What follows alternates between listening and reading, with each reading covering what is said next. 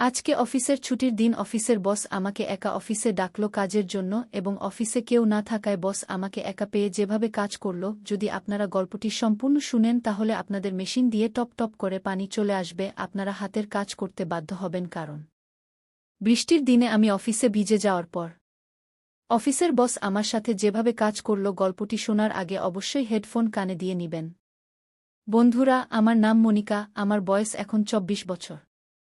আমি সুরাটের বাসিন্দা, আমার ফিগারের সাইজ ৩০-৩৪-৩০।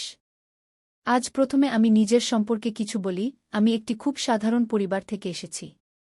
বাড়িতে আমার মা এবং একটি ছোট বোন আছেন। বাবা কয়েক বছর আগে চলে গেছেন, তাই বাড়ির দায়িত্ব মা এবং আমার উপর এসেছে।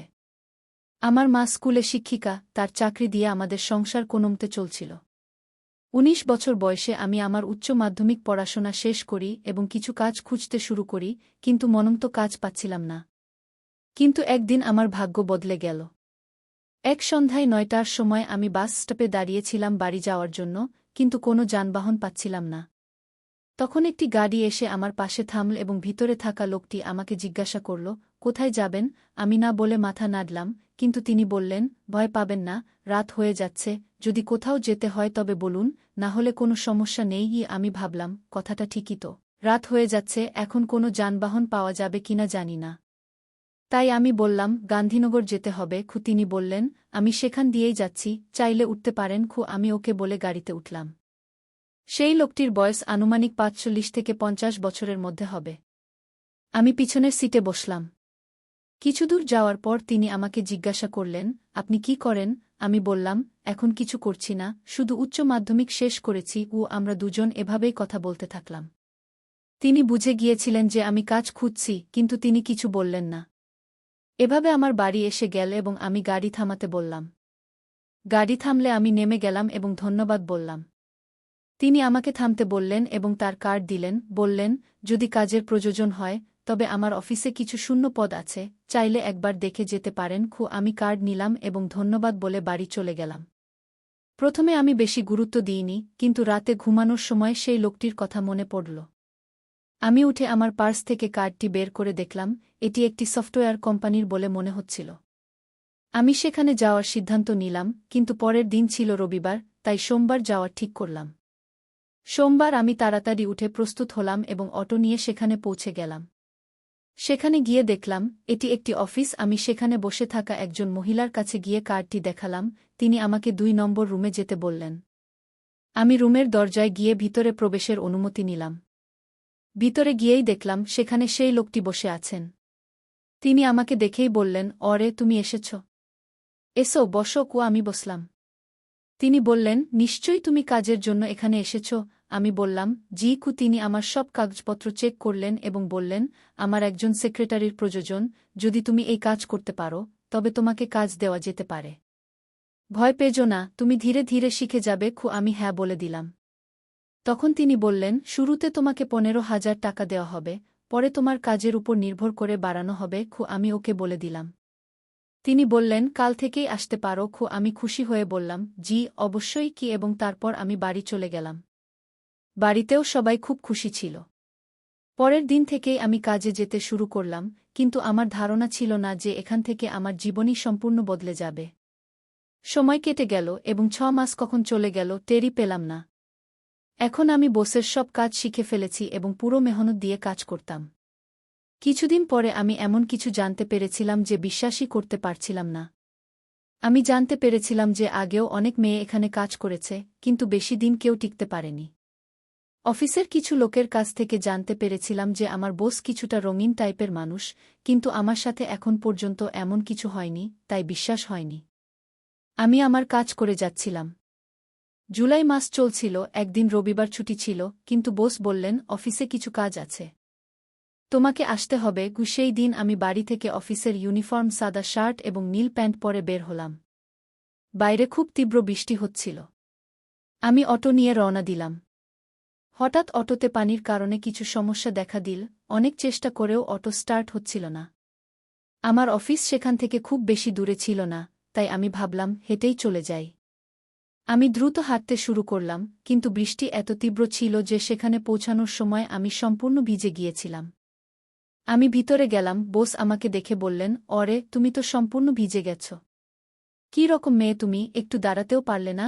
আমারও কিছু বুঝে আসছিল না যে কি করব, এখানে তো কোনো কাপড়ও ছিল না আমার কাছে। সেই দিন আমার এবং বস ছাড়া অফিসে আর কেউ ছিল না। বস আমাকে একটি তোয়ালে দিলেন এবং শুকিয়ে নিতে বললেন। আমি শুকাতে শুরু করলাম। কিছুক্ষণ পরে হঠাৎ আমার নজর বসের উপর পড়ল, তিনি আমার বুকের দিকে তাকিয়েছিলেন। তখন আমি দেখলাম আমার সাদা শার্ট ভিজে যাওয়ায় আমার পুরো ব্রা এবং তা দেখা যাচ্ছিল। আমি তৎক্ষণাৎ তোয়ালে দিয়ে আমার শরীর ঢেকে ফেললাম। বস বললেন, ভিতরের ঘরে গিয়ে কাপড় শুকিয়ে নাও। আমি ঘরে গিয়ে ফ্যান চালু করলাম এবং কাপড় খুলে তোয়ালে জড়িয়ে নিলাম।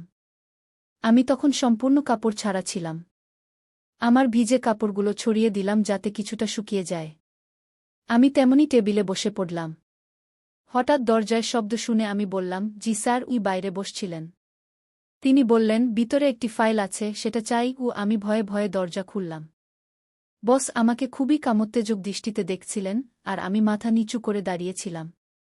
তিনি ভিতরে এসে আমার কাপড় দেখলেন, তারপর ফাইল খুঁজতে লাগলেন এবং ফাইল নিয়ে চলে গেলেন। তিনি আমার কাপড় দেখে বুঝে গিয়েছিলেন যে আমি সম্পূর্ণ অসজ্জিত, কারণ আমার ব্রা এবং প্যান্টি সেখানেই শুকুচ্ছিল। কিছুক্ষণ পর বসের আওয়াজ এল, কি করছ? কাজও তো করতে হবে। আমি একা সব কিভাবে করব? আমি বললাম, আমি কিভাবে আসব?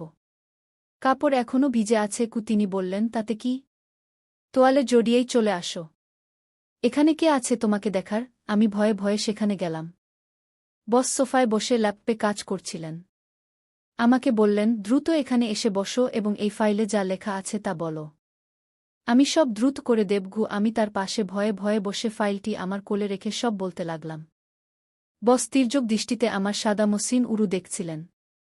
আমার খুব লজ্জা হচ্ছিল, আমি বারবার তোয়ালেটা ঠিক করছিলাম যাতে হঠাৎ খুলে না যায়।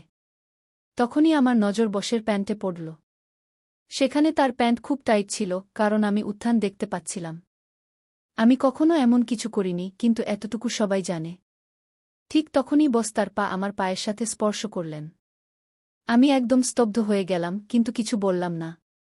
আমার কিছু না বলার সুযোগ নিয়ে তিনি আরও কাছে সরে বসলেন। এখন আমার খুব খারাপ লাগছিল, কিন্তু জানি না কেন, আমার ভিতরে কিছু অদ্ভুত অনুভূতি হচ্ছিল। বসের ইচ্ছা বুঝে আমার ভিতরে কিছু ভিজে ভিজে লাগছিল। প্রায় ২০ মিনিট পর বস ল্যাপটপ বন্ধ করে বললেন, আজ তো কেউ নেই, যাও তুমিই চা বানিয়ে আনো। আমি উঠে বাইরে কিচেনে গিয়ে চা বানাতে লাগলাম। চা বানিয়ে যখন ফিরলাম তখন বস সেখানে ছিলেন না। আমার কিছু অদ্ভুত লাগল। টেবিলে চা রেখে আমি ভিতরের ঘরে গেলাম। দেখলাম বস সেখানে আমার কাপড় দেখছেন। আমি গভীরভাবে দেখলাম তার হাতে আমার প্যান্টি ছিল। আমি তৎক্ষণাৎ ফিরে এসে ভয়ে সোফায় বসে বসকে ডাকলাম, স্যার, চা তৈরি হয়েছে। তিনি তৎক্ষণাৎ এসে আমার পাশে বসলেন। এই ঘটনায় আমার হৃদয় দ্রুত স্পন্দিত হচ্ছিল। আমি ভয়ে ভয়ে বসকে চা দিলাম। আমরা দুজন চা পান করতে লাগলাম। তিনি হঠাৎ বললেন, কোমল, তুমি খুব সুন্দর। আমি কিছু বললাম না, শুধু একটু হাসলাম। তিনি চা পান করে কাপ টেবিলে রেখে তার একটি হাত আমার উরুতে রাখলেন। আমি তৎক্ষণাৎ তার হাত সরিয়ে দিলাম। তিনি বললেন, কি হয়েছে? আমি শান্ত ছিলাম। তিনি আমার আরও কাছে চলে এলেন। আমার অদ্ভুত লাগছিল। তিনি আমার একটি হাত ধরে বললেন, কোমল, আমি তোমাকে একটি কথা বলতে চাই। আমি বললাম, জি স্যার, বলুন। তিনি বললেন, তুমি কি এই চাকরি নিয়ে খুশি? আমি হ্যাঁ সূচক মাথা নাড়লাম। তিনি বললেন, যদি তোমার চাকরি স্থায়ী করে দেওয়া হয় তাহলে কেমন হবে? আমি বললাম, এটা তো আপনার উপর, স্যার। আমি কি বলতে পারি? তখন তিনি বললেন, আমার উপর নয়, এটা তোমার উপর যে তুমি কি চাও, স্থায়ী চাকরি নাকি সাময়িক চাকরি। আমি বললাম, সেটা কিভাবে? তিনি আমার হাত চেপে ধরে বললেন, যদি তুমি আমার কথা মতো করতে রাজি হও তাহলে কাল থেকেই তোমার চাকরি এখানে স্থায়ী বলে ধরে নিও।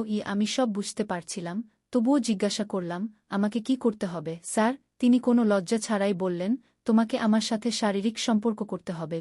আমি তৎক্ষণাৎ আমার হাত তার কাছ থেকে ছাড়িয়ে নিয়ে বললাম, আমি এমন মেয়ে নই, স্যার। এসব আমি পারব না। আর আপনার আর আমার বয়সের তো অনেক পার্থক্য। আপনি এসব ভাবেন কিভাবে? তিনি বললেন, আমি বয়সের এই সব কথা মানি না। আর আমার একটি কথা বুঝে নাও, কোমল। জীবনে এগিয়ে যেতে হলে কোথাও না কোথাও তো সমঝোতা করতে হবেই। আমি তোমাকে জোরজবরদস্তি বলছি না। যা হবে তা তোমার আর আমার ইচ্ছাতেই হবে। আর হ্যাঁ, এই কথা কখনো কেউ জানতে পারবে না। আমি তোমাকে সবভাবে সাহায্য করব। তুমি আর তোমার পরিবার একটি ভালো জীবন যেতে পারবে। ভেবে দেখো এত বলেই তিনি উঠে বললেন, আমি বাইরে থেকে একটি সিগারেট খেয়ে আসি। যদি তুমি আমার কথা মেনে নাও তাহলে থাকো, না হলে কাপড় পরে চলে যাও। আমি খারাপ মনে করব না। যেমন চলছে তেমনি চলবে এত বলেই তিনি চলে গেলেন। আমি একা বসে ভাবছিলাম, কি করব? মনে হলো চলে যাই। আমি উঠে কাপড়ের কাছে গেলেই তখন আমার মনে এলো যে যদি আমি বসের কথা না মানি তাহলে তারা কয়েক দিনের মধ্যে আমাকে চাকরি থেকে বের করে দেবে। জানি না আবার চাকরি পাওয়া যাবে কি না। আর বাড়ির অবস্থাও ঠিক নেই, ছোট বোনের পড়াশোনার দিকেও নজর দিতে হবে। যদি আমি বসের কথা মানি তাহলে বাড়ি ভালোভাবে চলতে পারে। আর কোনো না কোনো সময় কারো সঙ্গে তো সেক্স করতেই হবে। তখন আমি সিদ্ধান্ত নিলাম যে আমি নিজেকে বসের হাতে তুলে দেব।